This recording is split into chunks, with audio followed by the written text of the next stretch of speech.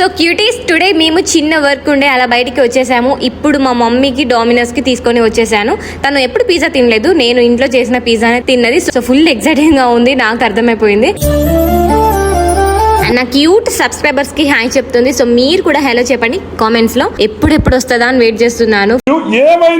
And మేము order చేసుకున్న pizza peri peri chicken double cheese pizza. So first మా mummy అయితే టేస్ట్ చేసేసింది, చాలా బాగుంది, టేస్టీగా అనుకుంటుంది. సో ఫస్ట్ టైం కదా, సో ఫుల్ ఫన్ అయింది, చాలా హ్యాపీగా ఎంజాయ్ చేసాము. గాయ్స్ డోంట్ లాస్, అదే నా తినడం చూసి, బికాస్ ఆఫ్ నాకు విజ్డమ్ టీత్ వల్ల ప్రాబ్లమ్ లో ఫన్నీగా తింటున్నాను.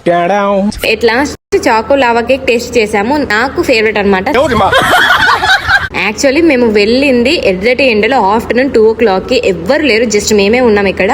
మన మమ్మీస్ తో వస్తే కంపల్సరీ ఏదో ఒకటి ఇంట్లో సామాన్కి వెళ్లాల్సిందే. సో మేమైతే డిమార్ట్ కి వచ్చేసాము. ఇక్కడ మా మమ్మీ తీసుకుంటుంది ఇంట్లోకి items like basmati rice, makhana, something.